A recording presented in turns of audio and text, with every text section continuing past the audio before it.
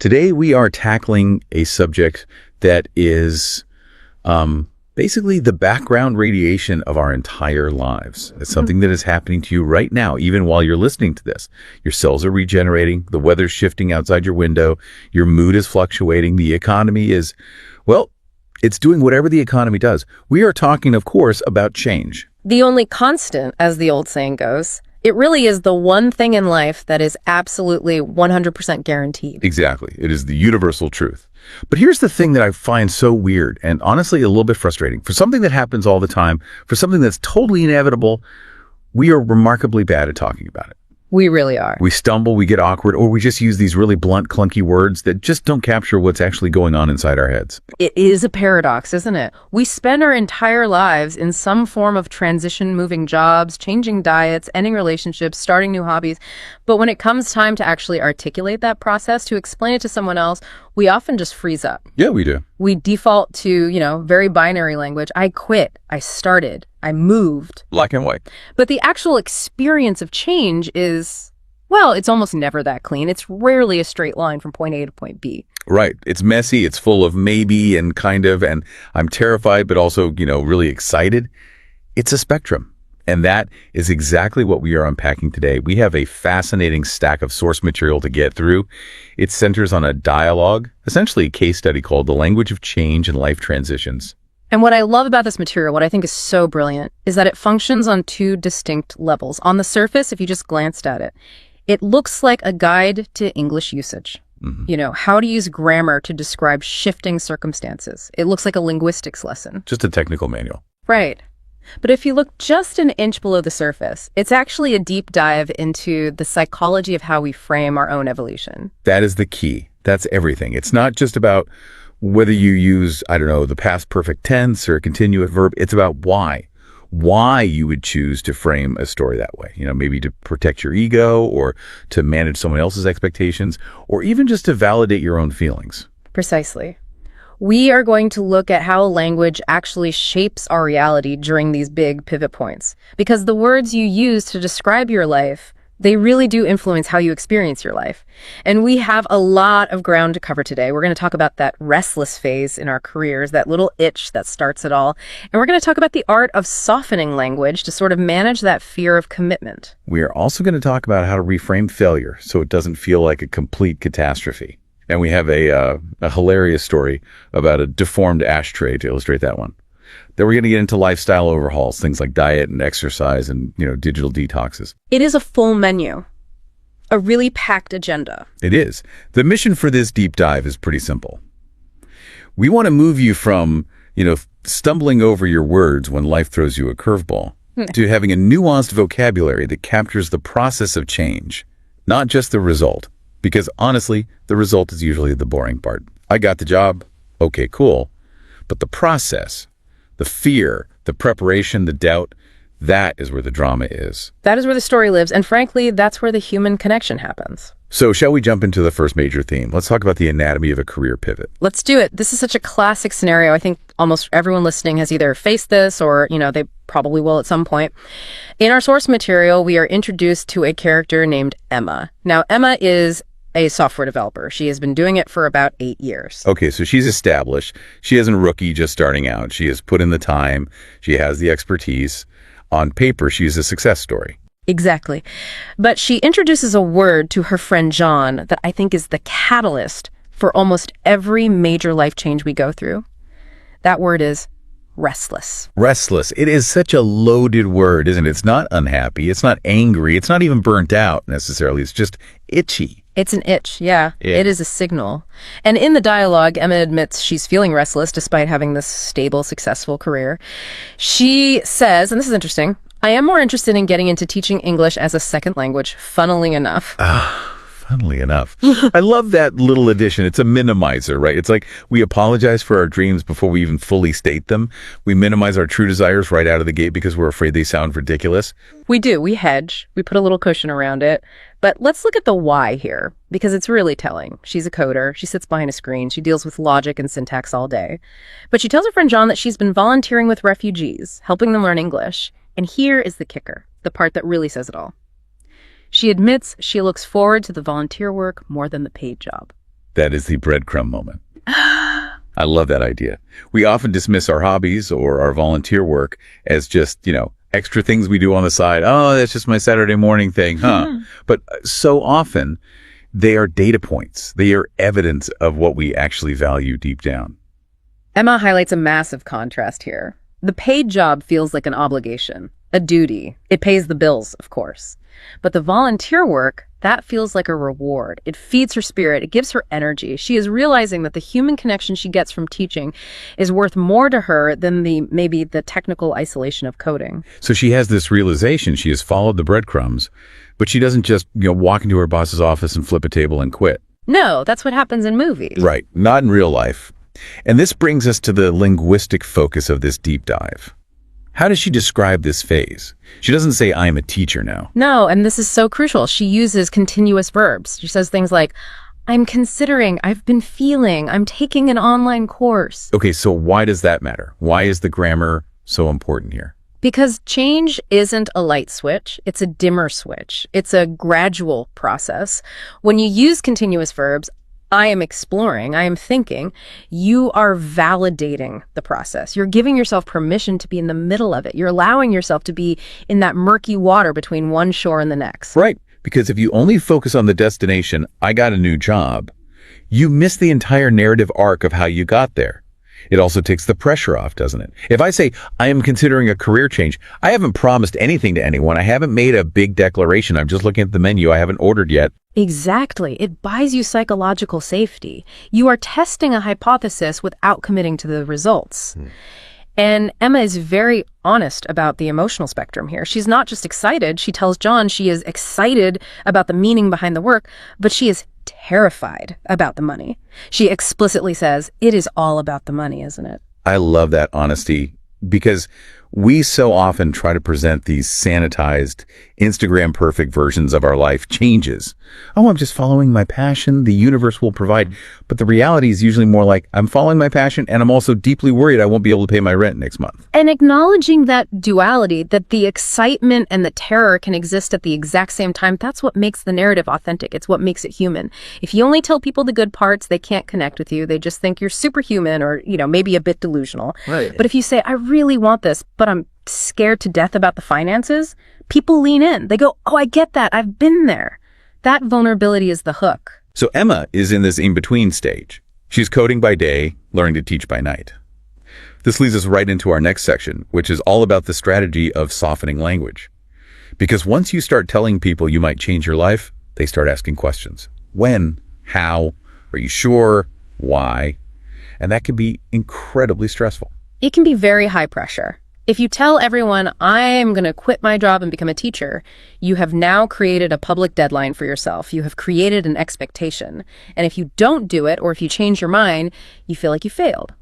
So the source material suggests using what it calls softeners. Walk us through these. What exactly defines a softener in this context? Well, the simplest example is the difference between will and might, or will and could. So instead of saying, I will change my job, which sounds like a done deal, you say, I might change my job, or I could see myself changing careers in the future. It sounds so simple, but it changes the entire energy of the conversation, doesn't it? I will feels like a contract. It's rigid. I might is like a daydream. It's flexible. It does. It signals possibility rather than certainty. It opens a door instead of building a wall. And there are other phrases the source highlights, things like exploring the possibility of, or looking into, or transitioning to. Transitioning to is a great one. It sounds so professional, so intentional. It sounds like you have a spreadsheet for your life change. I am currently transitioning to a new sector. It signals prudence. It shows you aren't just being impulsive. Emma actually uses this. She says she is exploring a possibility of teaching online while still developing software. That tells the listener, I have a safety net. I'm being responsible. I am not burning the ships before I even land on the shore. And that validates the in-between stage, which is so important. I think we live in a culture that absolutely hates the in-between.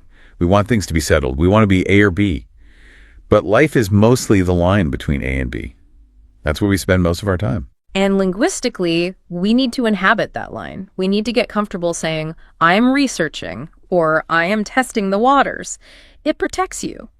If you decide not to make the change, you haven't broken a promise. You just finished your research phase, and the data said, nope, not this one. So let's say you do the research, you make the jump, or maybe you try to make the jump and you fall flat on your face. This brings us to section 3, narrating the past and what we call failures. Because let's be real, not every pivot works out. Sometimes you try something new and it is complete and utter disaster. And this is where the source material gets really interesting with grammar as a storytelling tool. They bring up the past perfect tense. Okay, let's unpack that. I have to admit, I haven't thought about past perfect since probably 10th grade English class. Give us the refresher. It sounds technical, but it's actually quite simple. It's just using had before the past participle of a verb. For example, I had studied French before I moved to Paris. And towards it sets up a timeline. It tells the listener very clearly, this thing happened before that other thing happened. Why is that important for storytelling, though? Why can't I just say, I studied French and then I moved? You can, but the past perfect emphasizes the sequence and, more importantly, the preparation or lack thereof. I had never taught English before I started volunteering. That really emphasizes the novelty, the jump into the unknown. It sets the stakes. It helps the listener understand the context of the change. It says, look at this gap in my experience and look at how I tried to bridge it. Okay, so that sets the stage. But what about when the stage collapses?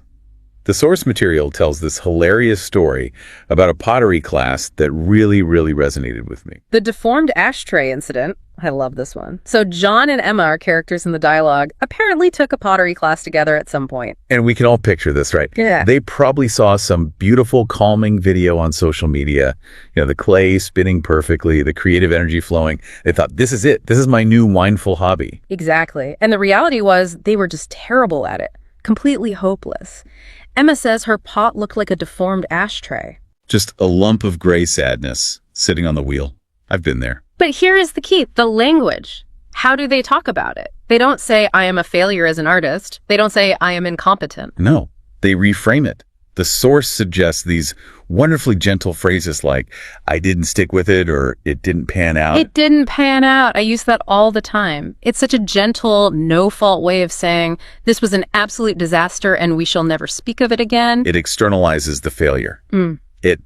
The situation didn't pan out. It removes the blame from I failed. The source also mentions John trying to learn Spanish on Duolingo. He says very simply, I didn't stick with it. And notice he adds context. He doesn't just leave it there. He realized he needs a structured environment. He says he needs a class with a teacher and classmates, not just an app dinging at him. So the learning isn't that he's incapable of learning Spanish. It's that the method was wrong for him. That is the crucial lesson. It wasn't a failure. It was a data point, a piece of information. They learned pottery wasn't for them. John learned Duolingo wasn't enough for him. That is valuable information. Knowing what you don't like is just as important as knowing what you do like. So you take the failure and you actively look for and extract the silver lining. The source suggests phrases for this too, like, I learned a lot about myself, or I gained some valuable experience. Even if that experience is just, I have now learned that I really hate getting clay under my fingernails. Right. But sometimes the silver lining is, well, it's heavy. It's not all easy lessons. Emma mentions her TFL course, the one she is actually succeeding in. She says it is more work than expected. She says, I wasn't expecting it to be quite so intensive. And that's a really important reality check. Sometimes the change we want, the thing that is right for us, comes with a heavy lift. Yeah. Acknowledging the difficulty doesn't mean you made the wrong choice. It just means you're being realistic. You can love the goal, but still struggle with the path to get there. Exactly. And admitting that struggle makes you more credible. If everything was easy and fun, everyone would do it. The challenge is part of what makes it worthwhile. So we've covered career shifts and hobbies that crash and burn. Now I want to talk about one of the most stressful changes a human being can go through: moving. And specifically the sensory experience of adapting to a whole new place. This is section 4 in our outline, and it really emphasizes that moving isn't just a logistical problem. It's not just about boxes and trucks and signing a lease. It's about your entire nervous system being rewired. The source talks about using specific adaptation vocabulary. Phrases like struggle to adapt, challenging to settle in, get used to. Settle in is such a beautiful phrasal verb. I love that one. It implies a process of sedimentation, like dust settling after a big storm. You don't just arrive and boom, you are home. You have to settle. It takes time for the dust to clear and for you to see where you are. And the source material really emphasizes using sensory details to explain why that settling process is so hard. Emma talks about her first experience on the subway in a new city. Yes. She doesn't just say, the subway was different, that's boring. That tells us nothing. She says it was loud, crowded, and overwhelming. Those words trigger something visceral in the listener. We know what loud feels like in our bones. We know the feeling of being crowded. We can almost smell the subway air and hear the screeching brakes just from those words. Exactly. If you want people to empathize with your change, you have to give them the sensory data. If you just say, it was hard, that is abstract. But if you say, the noise level was so high I couldn't hear myself think for a wink, that is concrete. It invites the listener into your body, into your experience. The source also makes a great point about using adverbs to grade these emotions. So not just, I was happy, but I was incredibly happy, or I was somewhat nervous. Nuance is everything. Somewhat nervous tells a very, very different story than terrified. It helps the listener calibrate exactly where you are on the emotional spectrum. It prevents them from overreacting or underreacting to your story. It's more precise. Now, what about when you have to convince someone else that your big change is a good idea? Emma talks about convincing her family to let her study abroad when she was younger. This is the rhetoric of persuasion. She taps into some classic techniques. She uses phrases like once-in-a-lifetime opportunity. That is a classic sales pitch right there. It creates scarcity. It creates urgency. It is. If I don't do this now, I never will. But she also, very smartly, focused on the growth and the benefits. She didn't say, I want to go have fun and party for a year. She framed it as, I will learn and grow and become a more well-rounded person. So the expert insight here is, effective communication about your change requires connecting with the listener's emotions. You have to anticipate and address their fears, in this case, her parents' fear for her safety, by offering them a higher value, which was her personal growth. Empathy, that's what it boils down to. She understood they were scared, so she gave them a reason to be brave for her. She framed the change not as a danger, but as a development. That is so powerful. Okay, let's pivot from geography to biology. Let's talk about lifestyle overhauls. Section 5, health and habits. Because John and Emma have some really strong and I think very relatable opinions on this. They do. And what I find fascinating here is the core theme. It's the shift from intensity to sustainability. I think that is basically the maturity curve of health and wellness. Let's start with John. He used to be a classic gym rat, right? Lifting heavy weights, ego lifting, all about chasing the biggest numbers on the bar. Yes. But then, and this connects right back to that restless phase we talked about, he noticed a signal. But the signal wasn't a vague feeling. It was pain, recurring injuries, constant soreness. He realized he wasn't agile. He was strong in one direction, but he was stiff. So his pivot was from looking big to longevity. He switched his focus to mobility and flexibility. And that is a huge mental shift. It's moving from an aesthetic goal to a functional one. It's realizing that the goal isn't just how you look today, it's being able to tie your own shoes when you're 80. It's shifting from performance to maintenance. And Emma had a really similar realization when it came to her diet. She talks about the trap of restriction. Right. Calorie counting, avoiding carbs, all the things we're told to do, we have all been there. And it almost always leads to burnout. It's that classic crash diet cycle. You starve, you binge, you feel guilty, and you repeat. Her solution, which I love, is the big salad. The big salad strategy. It's so simple. Veggies, grilled chicken, a nice vinaigrette. It sounds basic, but the philosophy behind it is actually profound. It's about adding good stuff in, rather than just focusing on subtracting bad stuff. That is such a key distinction. It's an abundance mindset versus a scarcity mindset. Yeah. When you focus on what you can't have, you feel deprived all the time. But when you focus on what you can have, a giant, delicious, satisfying bowl of food, you feel abundant. You feel good about it. Exactly. And John mentions his stir-fry approach, which is the same idea. You take leftovers, some tofu or chicken, throw it all in a pan. It's easy, it's fast, it's not a big production. And the key phrase they both use, the one that ties it all together, is it's a lifestyle change, not a temporary fix. That is the golden rule right there. If you can't see yourself doing it in 5 years, it's probably not going to work for the next 5 weeks. And linguistically, notice how they talk about it. They don't use words like forbidden or cheat day or sinful. That's all gone. They talk about sustainable balance, enjoying food. The vocabulary is so much softer, which makes the habit stickier. It completely removes the morality from eating. Food isn't good or bad, it's just fuel and enjoyment. That linguistic shift is absolutely essential for long-term success. So we have covered career, location, health. Now we need to talk about how we relate to other people.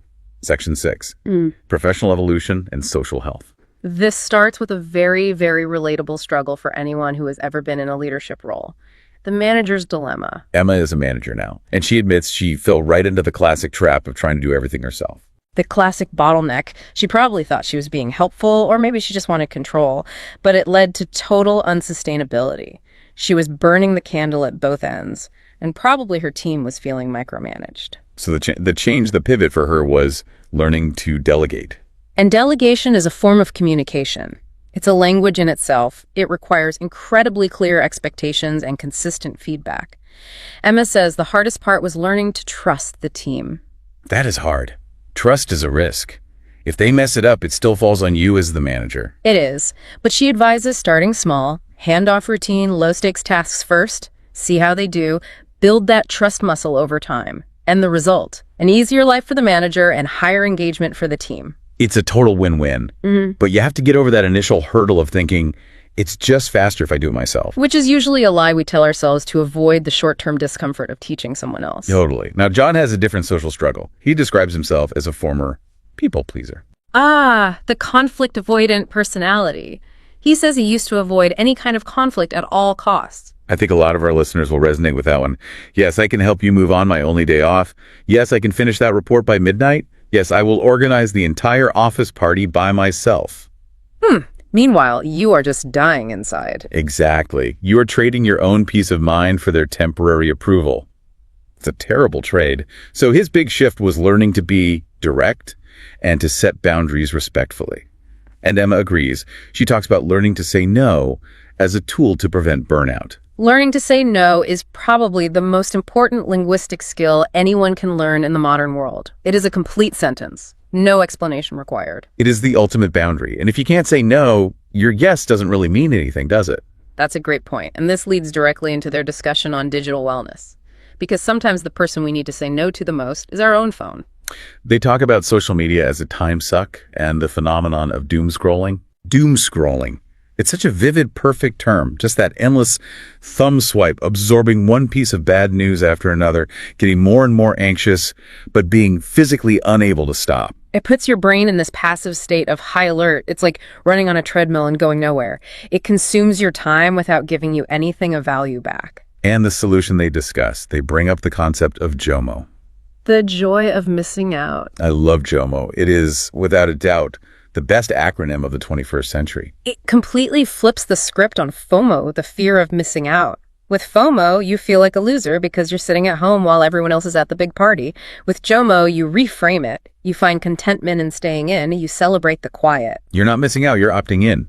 I am choosing to rest. I am choosing to read. I am choosing to be bored and let my mind wander. Speaking of reading, they have a funny contrast in their preferred escapism. Emma is reading a biography of Marie Curie. Very highbrow, very intellectual. Good for her. And John is reading Game of Thrones. Very dragons, very bloody.